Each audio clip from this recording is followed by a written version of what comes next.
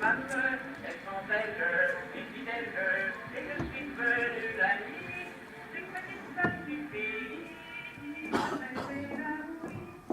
Je finisse mon service, autant qu'un je suis partie.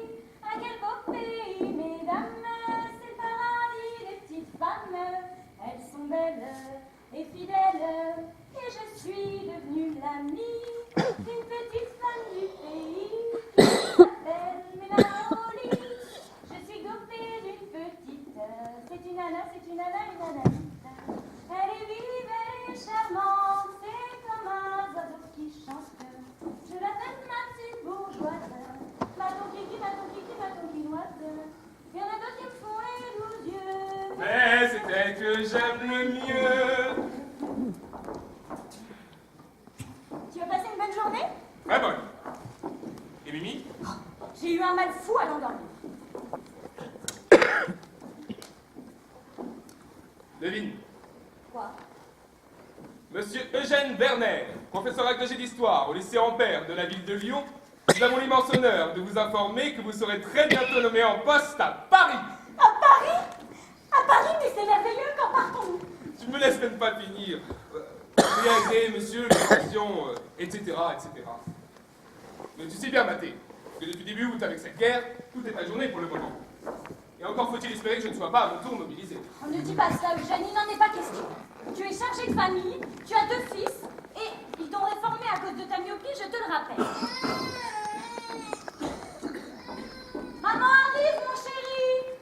Et toi, tu te sors tout de suite du crâne cette idée de partir combattre. En tant qu'historien, ça pourrait m'intéresser. En tant qu'homme, Pas du tout!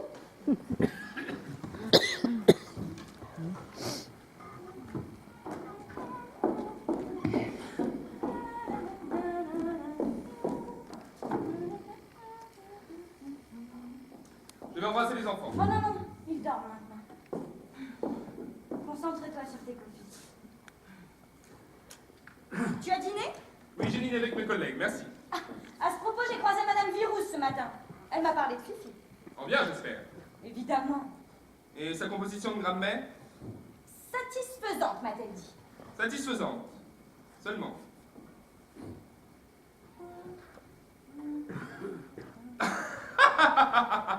Le petit François Mongin. Toujours la même erreur. Il croit que Napoléon est mort à Vincennes, alors qu'il est mort À à... Sainte-Hélène. Il pourrait faire la classe à ma place, tu sais. Ah oui. Et toi? Tu irais prendre ma place d'économe au lycée? Toi qui détestes compter? Moi, je déteste compter. Oui, tu détestes. Ah bon? Mhm. 1, 2... Ici, tout est rebutant pour moi. Je m'y ferai peut-être, mais quand? D'abord, la première nuit, froide. Je me suis arrangé pour avoir chaud. Ton cache-nez vaut de l'or. On couche tout habillé. J'ai caché ta couverture pour qu'on ne la chauffe pas, car on chauffe tout. Tu me comprends? Le matin, réveil à 6 heures. Café. Je l'ai bu avec adoration. Dans le quart d'un autre, car je n'ai pas de quart. Tu n'imagines qu'il n'y en a plus? Plus de musette. Un costume treillis si sale, si ignoble que je fais laver le pantalon ce soir. Tu rirais de laver ta cuisine avec ça tellement c'est hideux. Puis exercice. Je trime comme un nègre. Figure-toi que je suis le seul arrivé cette semaine. Je me suis lavé à 5h30 du matin, dans la nuit à peu près complète au robinet de la cour. On s'y fait tout doucettement. À 7h, on part à 1 km sur la route pour l'exercice. À 9h, rentrée. Exercice de tir à blanc. Pour la première fois, on m'a appris à charger et décharger le fusil. C'est fait. À 11h, soupe. Toujours le bouillon avec carottes, pain, poireaux. À 11h30, pelée de pommes de terre pour le soir. À midi, départ pour le grand exercice à 3 km d'ici. Gymnastique, fusil, maniement. Transformation de ton homme en mécanique à l'œil. Tu en riras. Je m'en tire à peu près. On rentre à 5h, très lasse, marquant le pas, fusil à l'épaule. Alors, théorie dans la chambrée. Salut, grade, service. À 5h30, soupe.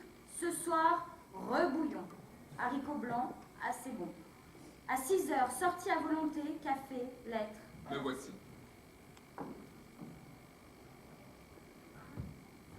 J'ai oublié de te dire qu'on m'a coupé les cheveux. Je suis affreux. L'adjudant a recommandé au Figaro de ne pas couper trop court. La prochaine fois, on ira plus près. Le Figaro m'a expliqué obligeamment que dans la paille, c'était très prudent. Tu comprends? Enfin, le dégoût baisse comme le Rhône, lentement. Quant au major, il doit nous visiter obligatoirement 8 à 15 jours après l'arrivée. Le caporal m'a dit d'attendre, car je ne puis me faire porter malade. Il vaut mieux y aller à son tour. Dans ce métier, on n'aime pas ceux qui protestent ou réclament. Ainsi, j'attendrai. Les grosses fatigues ne viendront pas avant 3 à 4 semaines. 30 à 40 kilos par jour, popote sur la route, creusement de tranchées, nuit dans les tranchées. Je ne pense qu'à vous, et me demande ce que vous faites à toute heure. Sur la route, aux arrêts d'exercice, je regarde vers le nord, où la bise souffle, et je vous regarde de loin.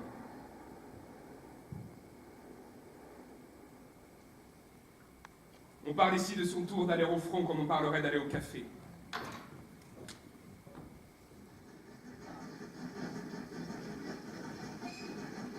Jamais il ne m'était arrivé de ne pouvoir même t'accompagner sur le quai d'une gare. À tout instant, je me disais où tu pouvais être arrivé.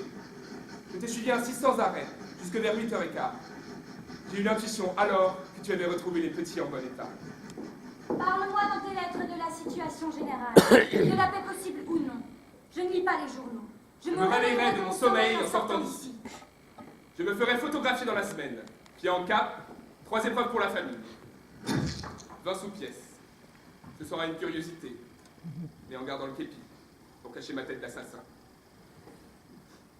La semaine prochaine, tranchée sans doute. La section qui nous précède a reçu ses pelles et ses pioches individuelles. Sabarde.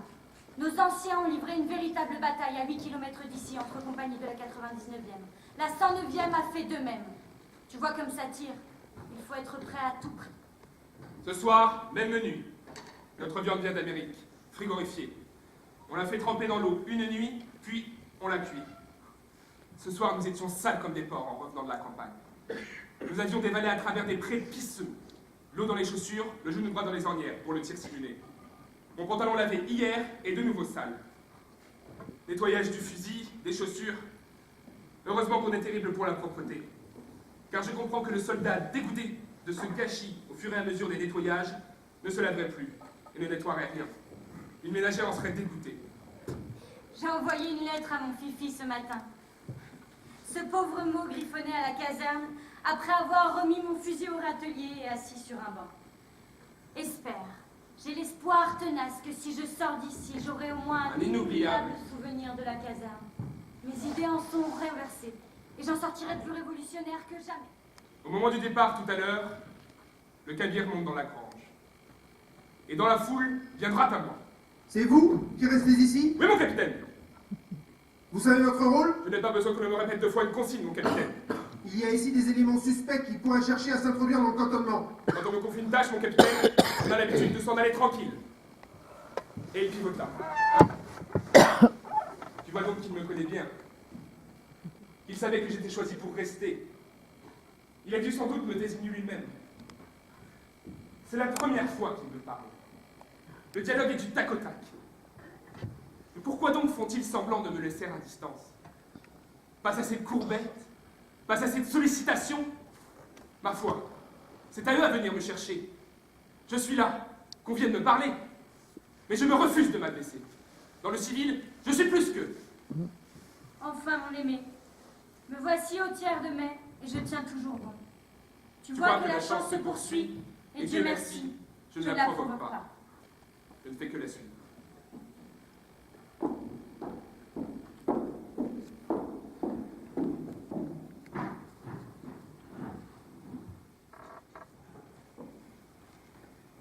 Il y a grande surexcitation.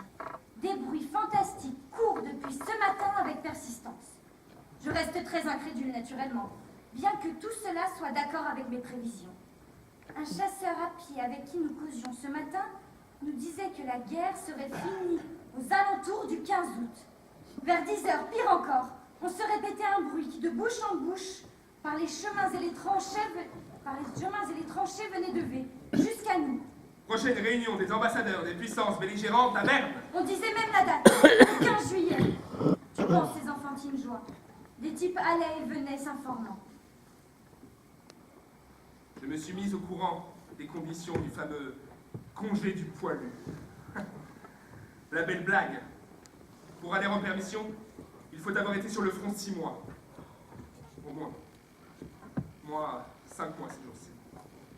Y avoir été sans interruption. On commence par les plus anciens. À ce prix, j'en ai jusqu'en novembre. Ce soir, à l'infirmerie, on enferme un malheureux devenu fou. Il était dans le charnier, pourvu qu'il se rétablisse, le pauvre copain. On a encore apporté ce matin un pauvre type coupé en morceaux par une torpille. Une masse de chair ficelée dans une toile de tente. Les Boches bombardent les boyaux par où nous sommes venus, et le flanc de la montagne en face.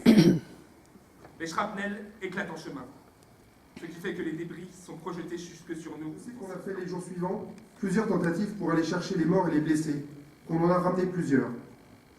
Si votre mari y avait été, on l'aurait ramené ou au moins vu. Il est donc infiniment probable qu'il aura été recueilli par les Allemands. Du reste, il est porté disparu sur les contrôles de la compagnie. D'autre part, l'officier payeur n'a pas reçu les papiers personnels ni la plaque d'identité qu'il est d'usage de retirer à nos morts avant de les ensevelir. Donc rien, absolument rien, ne permet de conclure autrement.